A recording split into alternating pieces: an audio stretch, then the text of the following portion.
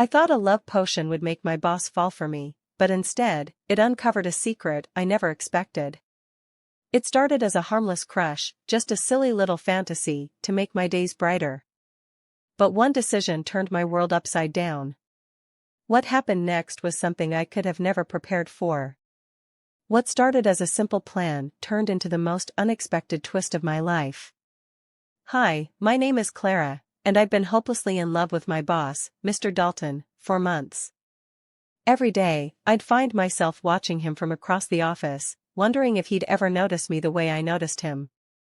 His quiet confidence, the way he spoke to clients with ease, it all made my heart race.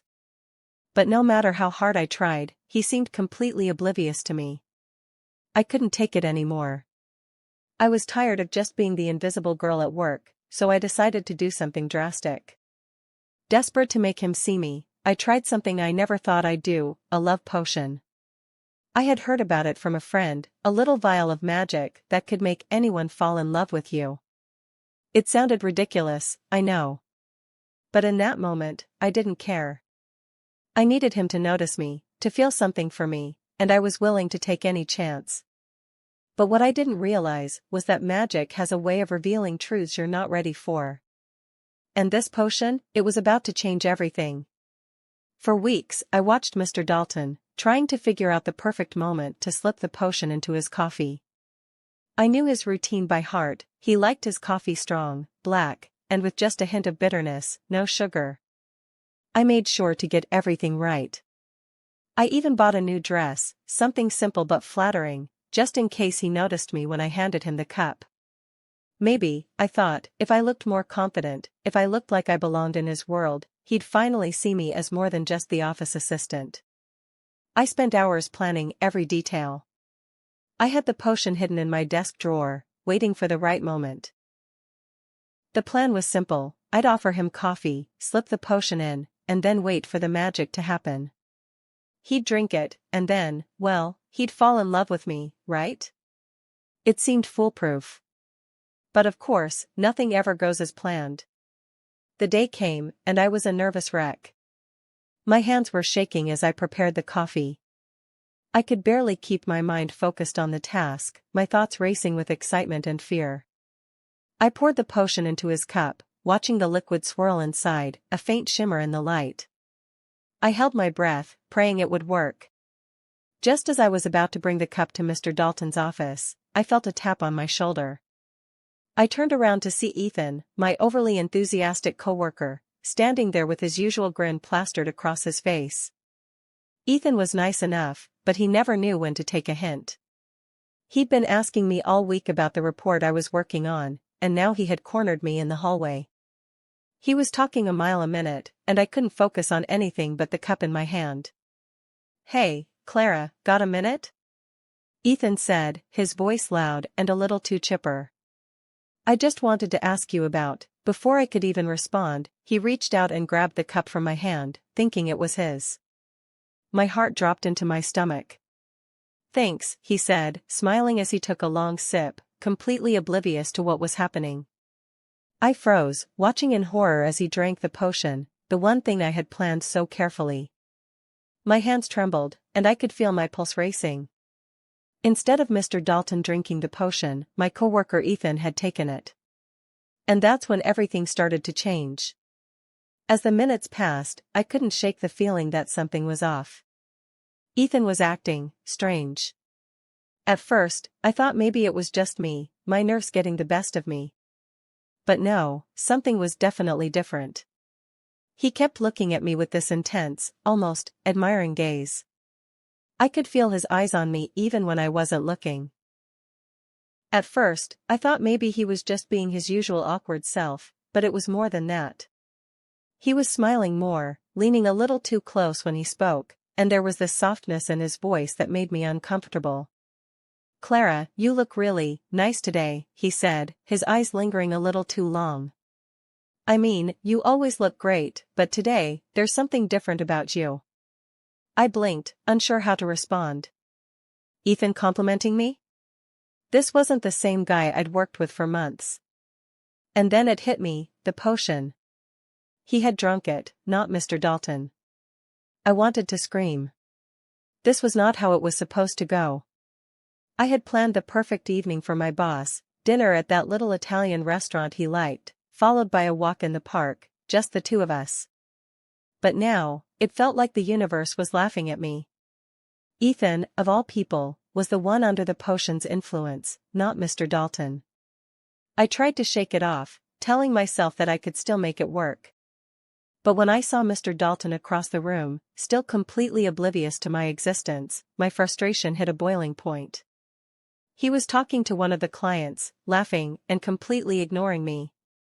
I had tried everything to get his attention, but it was like I didn't even exist in his world. The potion wasn't working on him, and I was starting to lose hope. Meanwhile, Ethan was still hovering around me, his newfound attention making me more and more uncomfortable. "Hey, Clara," he said, suddenly enthusiastic.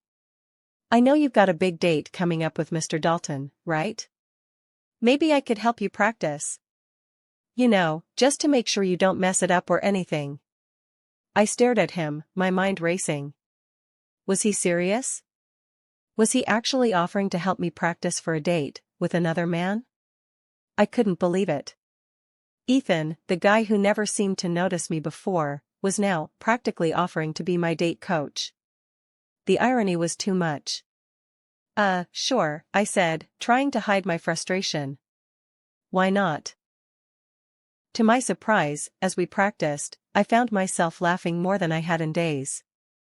Ethan's goofy charm, his awkwardness, his genuine care, it was all so unexpected. And for the first time, I realized that maybe I was starting to enjoy this, more than I should, but in the back of my mind, I knew this wasn't what I had planned. I wasn't supposed to be having fun with Ethan. I was supposed to be with Mr. Dalton, but now, the lines were starting to blur. As the evening wore on, the practice date with Ethan started to feel different. What was supposed to be a silly rehearsal for a night with Mr. Dalton had turned into something else entirely. Ethan wasn't just helping me practice my lines or pretending to be my date for the night. He was listening to me in a way no one ever had before. We sat at a small table in the break room, the dim lighting casting soft shadows on the walls. Ethan leaned forward, genuinely interested in what I had to say. He asked about my favorite places to visit, my childhood dreams, the things that made me laugh. He wasn't just pretending to care like I'd seen from other people. He actually cared. "Clara, you know," he said, his voice soft, almost hesitant. "You've always been kind of quiet. I think people don't realize how amazing you are." I was taken aback by his words. For the first time, I felt truly seen. And it wasn't by the man I thought I loved. Ethan smiled gently, his eyes holding a sincerity that made my heart race in a way I hadn't expected. "I've been in love with you for years, Clara. I've always admired you, even when you didn't notice me. I know it sounds crazy, but I just had to say it. I've been waiting for the right moment to tell you, and I think, maybe this is it." My heart skipped a beat. I had always seen Ethan as just the goofy coworker, the guy who always had a joke or a kind word to say. But now, hearing him confess his feelings, everything changed. I didn't know what to say. I had been so fixated on Mr.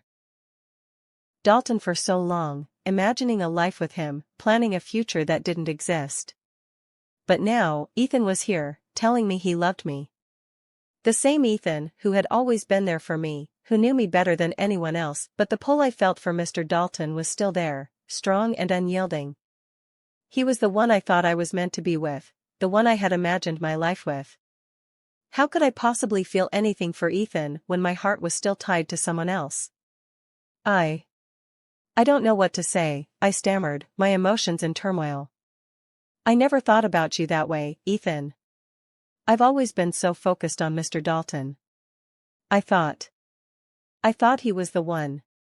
Ethan's expression softened, and he reached out, placing a hand gently over mine. "I get it, Clara.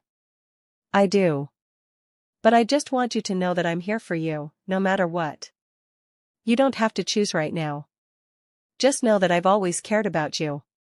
For a moment, I just sat there, overwhelmed by everything. Ethan, the man who had always been by my side, had just bared his heart to me. And yet, I couldn't shake the feeling that I was still chasing something that wasn't real. As much as I tried to fight it, I knew that things were starting to change, and not just because of the potion. Something inside me was awakening, something I hadn't noticed before. The question was, would I be brave enough to follow it? The next morning, I walked into the office, still reeling from the night before. Ethan's confession lingered in my mind, but I couldn't shake the feeling that something was missing. As much as I tried to focus on work, my thoughts kept drifting back to Mr. Dalton. I had spent so long trying to make him notice me, but it felt like every effort was in vain. Then, out of nowhere, Mr. Dalton called me into his office. My heart raced as I stepped inside, trying to steady my nerves. This was it, the moment I'd been waiting for. He looked up from his desk, his expression unreadable. "Clara," he began, his voice formal, "I just wanted to acknowledge the report you submitted. It was excellent. Your work has been impressive, and I appreciate your dedication." I smiled, trying to hide the disappointment that crept in. "Thank you, Mr. Dalton. I'm just doing my job." He nodded, not even glancing up from his paperwork. "Keep it up. You're a valuable member of the team." That was it. No compliment, no recognition beyond the professional. He didn't even look at me the way I had imagined. In that moment, I realized no potion, no plan, could make him love me the way I wanted. It was a crushing realization, but it was also freeing. The fantasy I had built up in my mind for months shattered in an instant. Mr. Dalton wasn't the man I had dreamed him to be. He was just my boss. As I left his office, my mind was clearer than it had been in days. I thought of Ethan, and how he had been there for me all along, how he truly saw me, not as an object of desire, but as a person. I had been chasing something that wasn't real, something that had never been meant for me. It was time to stop pretending. I walked back to my desk, my heart heavy, but hopeful. I wasn't going to waste any more time on a love that wasn't returned. I was going to focus on what made me truly happy, and for the first time I felt a sense of peace. The potion hadn't worked, but maybe that was a blessing in disguise. Because now, I knew where my heart truly belonged. Later that day, I found myself standing outside the break room, my heart pounding in my chest. I had been avoiding Ethan all morning, unsure of what to say after everything that had happened. But now, I knew what I had to do. I took a deep breath and pushed open the door. Ethan was sitting at the table, his usual goofy smile still there, but there was a quiet sadness in his eyes that I hadn't noticed before. "Ethan," I said, my voice trembling slightly. "I need to talk to you." He looked up, his expression softening. "Clara, what's wrong?" I walked over to him, my hands shaking as I took a seat. I'd been so caught up in this idea of Mr. Dalton, in this fantasy I created, that I didn't see what was right in front of me. Ethan's eyes widened, but he didn't say anything, just listened as I continued. "I'm sorry," I whispered, my voice cracking. I was so busy chasing something that wasn't real, that I didn't see the real magic standing right in front of me. Ethan's face softened, and he reached out, placing his hand over mine. "Clara, you don't have to apologize. I get it. I've always known you were chasing something that wasn't meant for you. But I've always been here, waiting for you to see that." Tears welled up in my eyes as I looked at him. "I don't deserve you, Ethan. I've been blind, but now I see. I've been too focused on what I thought I wanted, but the truth is, I've always had everything I needed with you." He smiled, his thumb gently brushing over my hand. "Clara, you don't have to be perfect. You just have to be real." I took a deep breath, feeling a weight lift off my shoulders. "So, what now?" Ethan chuckled softly, his eyes twinkling with warmth. "Now, we start fresh. No more potions, no more fantasies. Just us." And for the first time I felt truly free. We spent the rest of the afternoon talking, laughing, and planning what would come next.